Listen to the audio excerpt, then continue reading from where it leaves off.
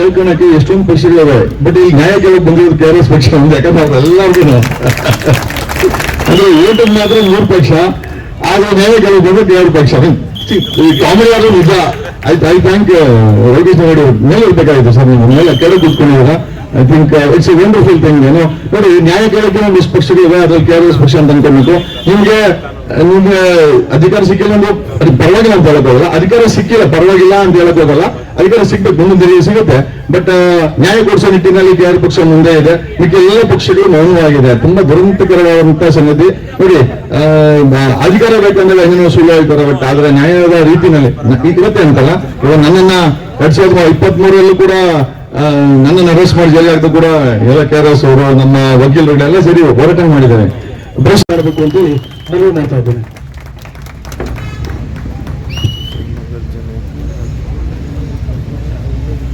ಎಲ್ಲರಿಗೂ ನಮಸ್ಕಾರ. ವೇದಿಕೆ ಮೇಲೆ ಇರೋರ್ಗೂ ಹಿಂದೆ ಇರೋರ್ಗೂ ಎಲ್ಲರಿಗೂ ನಮಸ್ಕಾರ. ಜನಶಕ್ತಿ ಅಂತಂದ್ರೆ ಈ SIT ಧರ್ಮಸ್ಥಳದ ಹತ್ಯಾಕಾಂಡದ ಪರವಾಗಿ ಯಾವಾಗ ಕಾಂಗ್ರೆಸ್ ಸರ್ಕಾರ, ನನಗೆ ಡೈರೆಕ್ಟ್ ಶುರು ಮಾಡ್ತಾ ಇದ್ದೀನಿ ಫಾರ್ಮಾಲಿಟೀಸ್.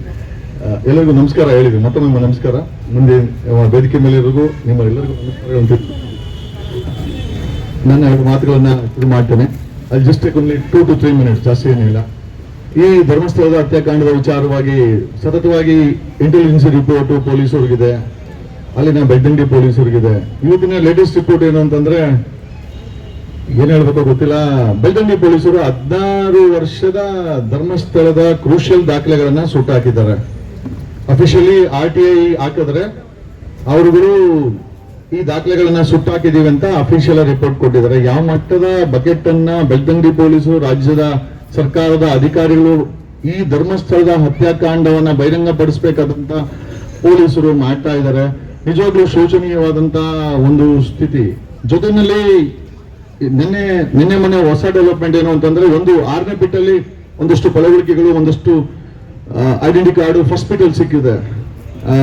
ಈ SIT ತಂಡದಲ್ಲಿರುವಂತ ಮೂಲತಃ ಶಿವಮೊಗ್ಗದಲ್ಲಿ ಮುಂಚೆ ಕೆಲಸ ಮಾಡಿದಂತ ಐ ಥಿಂಕ್ ಮಂಜುನಾಥ್ ಗೌಡ ಅನ್ನೋ ವ್ಯಕ್ತಿ ಈ ಕಂಪ್ಲೇಂಟ್ಗೆ, ಭೀಮಾ ಅನ್ನೋ ಕಂಪ್ಲೇಂಟ್ ಏನಿದ್ದಾರೆ, ಯಾರು ಬಂದು ಕಂಪ್ಲೇಂಟ್ ಕೊಟ್ಟು ಈ ಒಂದು ಹತ್ಯಾಕಾಂಡ ಇಷ್ಟರ ಮಟ್ಟಿಗೆ ಬೆಳಕಿಗೆ ಬಂತು, ನಮ್ಮೆಲ್ಲರಿಗೂ ಬಂತು, ಆ ವ್ಯಕ್ತಿಗೆ ಥ್ರೆಟ್ನಿಂಗ್ ಮಾಡಿ, ವಿಡಿಯೋ ಮಾಡಿ, ನಾನು ಕೊಟ್ಟಿರುವಂತ ಕಂಪ್ಲೇಂಟ್ ಸುಳ್ಳು ಅಂತ ಹೇಳಿ ಕನ್ಫೆಷನ್ ಮಾಡಿ ವಿಡಿಯೋ ಮಾಡಿಕೊಂಡು ಈಗ SIT ಇಂದ ಅದು ಕಂಪ್ಲೇಂಟ್ ಆಗಿದೆ, SIT ಕಂಪ್ಲೇಂಟ್ ಆಗಿದೆ. ನಿನ್ನೆಯಿಂದ ಅವನ್ನ ರಜೆ ಮೇಲೆ ಕಳಿಸಿದ್ದಾರೆ. ಸೊ ನಮ್ಗೆ ಅಕಸ್ಮಾತ್ ನಾವೇನಾದ್ರೂ ಮಾಡಿದ್ರೆ, ನೀವೇನಾದ್ರು ಮಾಡಿದ್ರೆ ಇಮಿಡಿಯೇಟ್ FIR ಹಾಕಿ ಜೈಲಿಗೆ ಕಳಿಸಿರೋರು. ಒಬ್ಬ ಪೊಲೀಸ್ ಇಲಾಖೆಯಲ್ಲಿರುವಂತ ಒಬ್ಬ inspector is a part of 20 team ಈ ರೀತಿ ಧಮಕಿ ಹಾಕಿ ಒಬ್ಬ ಕಂಪ್ಲೇಂಟ್ಗೆ ಮಾಡಿರುವಂತ ಕೆಲಸವನ್ನ ಮೌನವಾಗಿ ಕುತ್ಕೊಂಡು ನೋಡ್ತಾ ಇರುವಂತ ರಾಜ್ಯ ಸರ್ಕಾರ. ಆಮೇಲೆ ಈ SITನೂ ಅಷ್ಟೇ, ಇಷ್ಟು ರಾಜ್ಯ ಸರ್ಕಾರ ಇಷ್ಟಪಟ್ಟು ಮಾಡಿದಂತಲ್ಲ. ನಮ್ಮ ಅವಾಗಲೇ ಯಾರೋ ಹೇಳ್ತಾ ಇದ್ರು, ಯೂಟ್ಯೂಬರ್ಸ್, ಹೋರಾಟಗಾರರು, KRS ಪಕ್ಷ. ಇಲ್ಲಿ ನೋಡಿ, ರಾಜ್ಯದಲ್ಲಿ ಹೇಳ್ಕೊಳಕ್ಕೆ ಎಷ್ಟೊಂದು ಪಕ್ಷಗಳಿವೆ, ಬಟ್ ಇಲ್ಲಿ ನ್ಯಾಯ ಕೇಳಕ್ ಬಂದಿರೋದು KRS ಪಕ್ಷ ಒಂದು. ಯಾಕಂದ್ರೆ ಅವ್ರೆಲ್ಲರಿಗೂ ಅಂದ್ರೆ ಓಟದ್ ಮಾತ್ರ 3 ಪಕ್ಷ, ಆದ್ರೆ ನ್ಯಾಯ ಕೇಳಕ್ ಬಂದ್ರೆ 2 ಪಕ್ಷ. ಈ ಕಾಮಿಡಿ ಆದ್ರೂ ನಿಜ. ಐ ಥ್ಯಾಂಕ್ ಯೋಗೇಶ್ ನಾಯ್ಡು ಮೇಲೆ ಇರ್ಬೇಕಾಗಿತ್ತು ಸರ್. ನೀವು ಮೇಲೆ ಕೆಳಗೆ ಕೂತ್ಕೊಂಡಿದ್ದೀರಾ. I think it's a wonderful thing. ಏನು ನೋಡಿ, ನ್ಯಾಯ ಕೇಳಕ್ಕೆ ಒಂದಿಷ್ಟು ಪಕ್ಷಗಳಿವೆ, ಅದ್ರಲ್ಲಿ KRS ಪಕ್ಷ ಅಂತ ಅನ್ಕೊಬೇಕು. ನಿಮ್ಗೆ ಅಧಿಕಾರ ಸಿಕ್ಕಿಲ್ಲ ಅಂದ್ರೆ ಅದು ಪರವಾಗಿಲ್ಲ ಅಂತ ಹೇಳಕ್ ಹೋಗಲ್ಲ, ಅಧಿಕಾರ ಸಿಕ್ಕಿಲ್ಲ ಪರವಾಗಿಲ್ಲ ಅಂತ ಹೇಳಕ್ ಹೋಗಲ್ಲ, ಅಧಿಕಾರ ಸಿಗ್ಬೇಕು, ಮುಂದಿನ ದಿನ ಸಿಗುತ್ತೆ. ಬಟ್ ನ್ಯಾಯ ಕೊಡಿಸೋ ನಿಟ್ಟಿನಲ್ಲಿ KRS ಪಕ್ಷ ಮುಂದೆ ಇದೆ, ಮಿಕ್ಕ ಎಲ್ಲ ಪಕ್ಷಗಳು ಮೌನವಾಗಿದೆ. ತುಂಬಾ ದುರಂತಕರವಾದಂತಹ ಸಂಗತಿ. ನೋಡಿ, ಅಧಿಕಾರ ಬೇಕಂದಾಗ ಏನೇನೋ ಸುಳ್ಳು ಹೇಳ್ತಾರೆ, ಬಟ್ ಆದ್ರೆ ನ್ಯಾಯದ ರೀತಿನಲ್ಲಿ ಇವತ್ತೇ ಅಂತಲ್ಲ, ಇವಾಗ ನನ್ನನ್ನ 2023 ಕೂಡ ನನ್ನನ್ನು ಅರೆಸ್ಟ್ ಮಾಡಿ ಜೈಲಿಗೆ ಹಾಕಿದ್ರು ಕೂಡ ಎಲ್ಲ KRS ಅವರು, ನಮ್ಮ ವಕೀಲರುಗಳೆಲ್ಲ ಸೇರಿ ಹೋರಾಟ ಮಾಡಿದ್ದಾರೆ. ಪ್ರಶ್ನೆ ಏನಪ್ಪಾ ಅಂತಂದ್ರೆ, ಈ ವೇದಿಕೆ ಮುಖಾಂತರ ಹೇಳಕ್ಕೆ, ಪ್ಲೀಸ್ ಈ ಪ್ರೆಷರ್ ಅನ್ನ ಕಡಿಮೆ ಮಾಡಬೇಡಿ. ಸಾಧ್ಯವಾದಷ್ಟು ನಿಮ್ಮ ಮನೇಲಿ ಕೂತ್ಕೊಂಡು ಒಂದು ಸಣ್ಣ ವಿಡಿಯೋಗಳು ಮಾಡೋದಾಗಿರ್ಬೋದು, ಒಂದು ಕಮೆಂಟ್ ಆಗೋದೇ ಇರ್ಬೋದು, ಶೇರ್ ಮಾಡೋದೇ ಇರ್ಬೋದು, ಎಲ್ಲದನ್ನು ಮಾಡ್ತಾ ಇರಿ. ಸಣ್ಣ ಪುಟ್ಟದಲ್ಲಿ ಪರವಾಗಿಲ್ಲ. ನಾವೇನು 10,000 ಜನ ಇಲ್ಲಿ ಸೇರಿಲ್ಲ ಅಂದ್ರೂ ಪರವಾಗಿಲ್ಲ, ಇಲ್ಲಿ ಸೇರಿರೋ 100 ಜನ ಅಂದ್ರೂ ಪರವಾಗಿಲ್ಲ, ಸರ್ಕಾರದ ಮೇಲೆ ಪ್ರೆಷರ್ ಇರ್ತದೆ. ಹಾಗಾಗಿ ನಾನು ಹೇಳೋದೇನು ಅಂತಂದ್ರೆ, ಈ ಒಂದು ಹತ್ಯಾಕಾಂಡಕ್ಕೆ, ವೈ ಐ ಸೇ ಹತ್ಯಾಕಾಂಡ, and I thank Balan, advocate Balan ಸರ್ಗೆ ನಾವು ಥ್ಯಾಂಕ್ಸ್ ಅನ್ನು ಹೇಳ್ಬೇಕು. ಬಾಲನ್ ಅಂಡ್ ಟೀಮ್ ಸತತವಾಗಿ ಈ ಒಂದು I think X party order ನ ಏನ್ ಮಾಡಿಸಿದ್ದಾರೆ ಇವರು, ಈ ಹತ್ಯಾಕಾಂಡದ ಕೆಲವೊಂದು ಆರೋಪ ಒತ್ತಿರುವಂತ ವ್ಯಕ್ತಿಗಳಾಗಿರೋದು ಶ್ರೀ ಮಂಜುನಾಥ ಸ್ವಾಮಿ ಟ್ರಸ್ಟಿನ ಹರ್ಷೇಂದ್ರ ಏನ್ ಹಾಕಿದ್ದಾರೆ, ನಮ್ಮೆಲ್ಲೂ ಕೂಡ ಎಕ್ಸ್ಪರ್ಟ್ ಇಂಜೆಕ್ಷನ್ ತಗೊಂಡು I think Vakil Reddy sir ಒಂದು ಬುಕ್ ಇಟ್ಕೊಂಡು ಫೋಟೋ ಹಾಕಿದ್ರು, ಒಂದೇ ಕಾಸು ಹಾಕಿದಕ್ಕೆ ನೋಟಿಸ್ ಬಂದಿದೆ ಅಂತ. ಇಟ್ ಈಸ್ ವಂಡರ್ಫುಲ್, ನಾನು ನೋಡ್ತಾ ಇರ್ತೀನಿ. ಹಾಗಾಗಿ ವಕೀಲ್ ರೆಡ್ಡಿ ತುಂಬಾ ಚೆನ್ನಾಗಿ ಕೆಲಸ ಮಾಡ್ತಾ ಇದ್ದಾರೆ.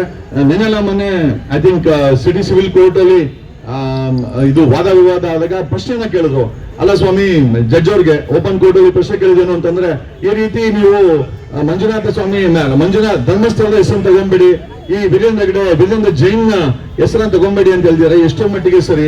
ಆರೋಪ ಬಂದಿದೆ, ನಾವ್ಯಾರು ಆರೋಪ ಮಾಡಿಲ್ಲ. ಆರೋಪ ಮಾಡ್ರು ಆ ಭೀಮನ ಕಂಪ್ಲೇಂಟ್ ಅಲ್ಲಿ, FIR ಅಲ್ಲಿ, ಮತ್ತೆ ಸ್ವಾಯಿಚ್ಛಾ ಹೇಳಿಕೆ ಜಡ್ಜ್ ಅಲ್ಲಿ ಎಲ್ಲ ಹೆಸರುಗಳಿದೆ. ಎಷ್ಟರ ಮಟ್ಟಿಗೆ ಸರಿ ನೀವು ಎಕ್ಸ್ಪಾರ್ಟಿ ಆರ್ಡರ್ ಕೊಟ್ಟಿರೋದಂತ? ಜಡ್ಜ್ ಅವರು ಹೇಳಿದ ಒಂದೇ ಮಾತು, ನಾನು ತಗೊಂಬೇಡಿ ಅಂತ ಹೇಳಿಲ್ಲ, ಮೀಡಿಯಾ ಟ್ರಯಲ್ ನ ನಡೆಸಬೇಡಿ ಅಂತ ಅಷ್ಟೇ ಹೇಳಿದ್ದು. ನೀವು ಧರ್ಮಸ್ಥಳದ ಹೆಸರು ತಗೊಳ್ಬಹುದು, ವೀರೇಂದ್ರ ಹೆಗ್ಡೆ ಕುಟುಂಬದ ಹೆಸರು ತಗೊಳ್ಬಹುದು, ಬಟ್ ಯಾರು ಅಪರಾಧಿ ಅಂತ ಮಾಡಕ್ ಹೋಗ್ಬೇಡಿ. ಟ್ರಯಲ್ ಕಂಡಕ್ಟ್ ಆಯ್ತು ಅಂದ್ರೆ ಕ್ಲಾರಿಟಿ ಕೊಟ್ರು. ಸಿಟಿ ಸಿವಿಲ್ ಕೋರ್ಟಿನ ಯಾರು ಎಕ್ಸ್ಪರ್ಟಿ ಕೊಟ್ಟಿದ್ರು. ಜೊತೆನಲ್ಲಿ ನಿನ್ನೆ I think it's wonderful ಗ್ಯಾಗ್ order ಮಾಡಿದ್ರಲ್ಲ, 8,800 ಕಂಟೆಂಟ್ ಅನ್ನು ತೆಗಿಬೇಕು ಅಂತ, ಅದನ್ನ ತೆಗಿಬೇಕು ಅಂತ ಸಿಟಿ ಸಿವಿಲ್ ಕೋರ್ಟ್ ಎಕ್ಸ್ಪರ್ಟಿ ಆರ್ಡರ್ ಮಾಡಿದ್ರು. ಯಾರನ್ನೂ ಹಿಯರಿಂಗ್ ಮಾಡಿಲ್ಲ. ಅದೇನ್ ಇನ್ಫ್ಲೂಯೆನ್ಸ್ ಮಾಡ್ತಾರೆ ನಮಗೂ ಅರ್ಥ ಆಗೋದಿಲ್ಲ. ಏನೋ ನಿನ್ನೆ ಅದನ್ನ ಹೈಕೋರ್ಟ್ ಎತ್ತಿ ಹಿಡಿದಿದೆ. I think Nagamohan Das sir ಇರ್ಬೇಕು ಮೋಸ್ಟ್ಲಿ ಜಸ್ಟಿಸ್ ಅವರು. ಅವ್ರು ಹೇಳಿದ್ದಾರೆ ಯಾವುದೇ ಕಾರಣಕ್ಕೂ ಆಮೇಲೆ ಸ್ಟೇ ಕೊಟ್ಟಿದ್ದಾರೆ. ಏನು ಇದು ಹೊಡ್ಕೊಲ್ಲ, ಈ ಒಂದು ವೈಟ್ ಸೂಟ್ ಅಲ್ಲಿ ಇಂಜೆಕ್ಷನ್ ಏನು ಆರ್ಡರ್ ಮಾಡಿತ್ತು ಅದ್ರ ಮೇಲೂ ಕೂಡ ಐ ಥಿಂಕ್ ಡಿಸ್ಮಿಸ್ ದ ಆದೇಶ ಆಫ್ ಲೋವರ್ ಕೋರ್ಟ್. ತುಂಬಾ ಒಳ್ಳೆ ಕೆಲಸವನ್ನ ಬಾಲನ್ ಸರು, ರಂಗನಾಥ್ ಸರು ಒಂದು ದೊಡ್ಡ ಟೀಮ್ ಮಾಡ್ತಾ ಇದ್ದಾರೆ. ನಿಜವಾಗ್ಲೂ ಥ್ಯಾಂಕ್ಸ್ ಹೇಳ್ಬೇಕು. ಐ ಥಿಂಕ್ ಬಾಲನ್ ಸರ್ ಬಂದು ಮಾತಾಡಿ ಹೋಗಿದ್ದಾರೆ. ಓಕೆ, ಈ ಎಲ್ಲಾ ವಿಚಾರಗಳನ್ನ ನಿಮ್ಗೆ ತಿಳಿಸುತ್ತಾ ನೋಡಿ, ಇದು ಯಾವ ಜಾತಿ ಧರ್ಮದ ಹೆಣ್ಮಕ್ಳೆಲ್ಲ ದಿಕ್ತಪ್ಸಕ್ಕೆ ಸಾಕಷ್ಟು ಜನ ಮಾತಾಡ್ತಾ ಇದ್ದಾರೆ. ಎಸ್ಪೆಷಲಿ ವಿರೋಧ ಪಕ್ಷದ ನಾಯಕ ಇದ್ದಾನೆ ಸಾಬ್ರು ಅಂತ. ನನ್ಗೆ ಗೊತ್ತಿಲ್ಲ ಸಾಬ್ರು ಇಲ್ಲಿಂದ ಬಂದ್ರು, ಹಿಂದೂ ಹೆಣ್ಮಕ್ಳ ಇದರಲ್ಲಿ ಅಂತ.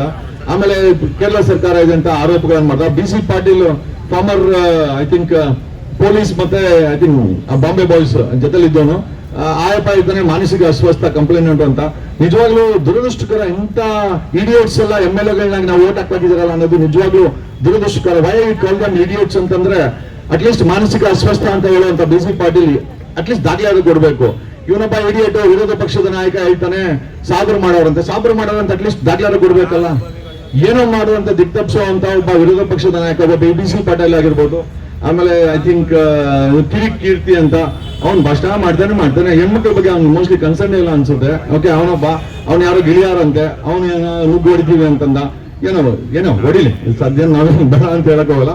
But whatever it is there day by day progress ಅಲ್ಲಿ ಇದೆ.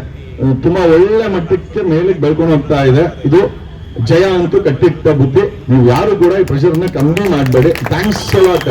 ಪ್ರತಿಯೊಂದು ಕಮೆಂಟು, ಪ್ರತಿಯೊಂದು ಶೇರು, ಪ್ರತಿಯೊಂದು ಚಪ್ಪಾಳೆ ಈ ಒಂದು ಹೋರಾಟದಲ್ಲಿ ಕೆಲ್ಸಕ್ಕೆ ಬಂದಿದೆ. ತಮಾಷೆ ಅಲ್ಲ, ಸಿದ್ದರಾಮಯ್ಯನ ಕೈಯಲ್ಲಿ SIT ಮಾಡಿಸೋದಿದೆಯಲ್ಲ ಅಷ್ಟು ಈಸಿ ಅಲ್ಲ. ನಾವೆಲ್ಲ ಸೆಕೆಂಡ್ ಮಾಡಿಸಿದೀವಿ. It's a great thanks to the government. At least ರಾತ್ರಿ 11:30 ಹಿಂದಿನಲ್ಲಿ ವಿಡಿಯೋ ಮಾಡಾಕಿ ರಾಹುಲ್ ಗಾಂಧಿ ಟ್ಯಾಗ್ ಮಾಡಿದ್ವಿ, ಅದು ತಲುಪಲಿ ಅಂತ. BBC ಅವರಿಗೆ ಮತ್ತೆ CNBC ಅವರಿಗೆ ಫಾಲೋ ಅಪ್ ಮಾಡಕ್ ಹೇಳಿದ್ವಿ ಡೆಲ್ಲಿಯಿಂದ. ಐ ಥಿಂಕ್ ರಾತ್ರಿ 11:30 SIT ಮಾಡ್ಬೇಕು ಅಂತ ನಿರ್ಧಾರ ಮಾಡಿ ರಾತ್ರಿನೇ ಟೈಪ್ ಮಾಡಿ ಭಾನುವಾರ ಐ ಥಿಂಕ್ 2 ವಾರ ಹಿಂದೆ 15 ದಿವಸ ಮುಂಚೆ SIT ಆದೇಶ ಮಾಡೋದು. ಅಂದ್ರೆ ನಿಮ್ಮ ಧ್ವನಿಗೆ ಎಷ್ಟು ಪವರ್ ಇದೆ ಅನ್ನೋದನ್ನ ಈ ಒಂದು ಘಟನೆಯಲ್ಲಿ ಗೊತ್ತಾಗುತ್ತೆ. It's not about individual. ನಾವು ಲೀಡರ್ಗಳಿಗೆಲ್ಲ ಕ್ರೆಡಿಟ್ ಕೊಡೋದು ಬೇಡ. ಬಟ್ ನಾನು ಹೇಳೋದು ನಿಮ್ಮ ಪವರ್, ನಿಮ್ಮ ಇಂಡಿವಿಜುವಲ್ಸ್ಗೆ, ಸಿಟಿಸನ್ಸ್ಗೆ, ನಾಗರಿಕರಿಗೆ ಎಷ್ಟು ಪವರ್ ಇದೆ ಅಂತ ಇದೇ ಕೇಸಲ್ಲಿ ನಿಮ್ಮೆಲ್ಲರೂ ಗೊತ್ತಾಗುತ್ತೆ. ಬಹುಮುಖ್ಯವಾದಂದ್ರೆ ಹೆಣ್ಮಕ್ಳು ಆರಾಮಾಗಿ ಓಡಾಡಬೇಕು. ರಾಮರಾಜ್ಯ ಅಂದ್ರೆ ಬರೀ ಬಾಯಲ್ಲಿ ಅದ ಅಥವಾ ಬಿಲ್ಲು ಬಾಣ ಇಟ್ಕೊಂಡು ರಾಮನ್ ದಿಕ್ಕದಲ್ಲ. ಹೆಣ್ಮಕ್ಳು ನಿರ್ಭೀತಿಯಿಂದ ಯಾವತ್ತು ಓಡಾಡ್ತಾರೆ. ಅವ್ರಿಗೇನೋ ತೊಂದರೆ ಆದ್ರೆ ನಿರ್ಭೀತಿಯಿಂದ ಅವ್ರಿಗೆ ಯಾವತ್ತು ನ್ಯಾಯ ಸಿಗುತ್ತೆ. ನೆನ್ನೆ ಆಯ್ತು ಪ್ರಜ್ವಲ್ ರೇವಣ್ಣ ಕೇಸಲ್ಲೂ ಕೂಡ ನ್ಯಾಯ ಆಗಿದೆ. Really hats off to the judicial system ಅಂತ ಹೇಳುತ್ತಾ ನಾನು ಸಮಯ ತಗೊಳಲ್ಲ. ಯಾಕಂದ್ರೆ ನೀವೆಲ್ಲ ಬಿಸಿಲು ಕೂತಿದ್ದೀರಾ. ಓಕೆ, ನನ್ಗೆ ಇಲ್ಲಿ ಕರೆದು ಒಂದೆರಡು ಮಾತಾಡ್ಲಿಕ್ಕೆ ನಾನು ಯೋಗ್ಯನು ಅಂತ ಅನ್ಕೊಂಡು ಮೈಕ್ ಕೊಟ್ಟು ಅಂತ ಎಲ್ಲರಿಗೂ, ಮತ್ತೆ ವೇದಿಕೆ ಮೇಲೆ ಇರೋರ್ಗೂ, ಮುಂದೆ ಚಪ್ಪಾಳೆ ಹೊಡೆದವ್ರಿಗೂ, ವಿಡಿಯೋ ಮಾಡಿದವ್ರಿಗೂ ಎಲ್ಲರಿಗೂ ಥ್ಯಾಂಕ್ಸ್ ಹೇಳುತ್ತಾ ನಾನು 2 ಮಾತುಗಳನ್ನ ಲವ್ ಯು ಆಲ್. ಥ್ಯಾಂಕ್ಸ್ ಅಲ್ಲ. ಜೈ ಕರ್ನಾಟಕ, ಜೈ ಬೆಂಗಳೂರು, ಜೈ ಧರ್ಮಸ್ಥಳ.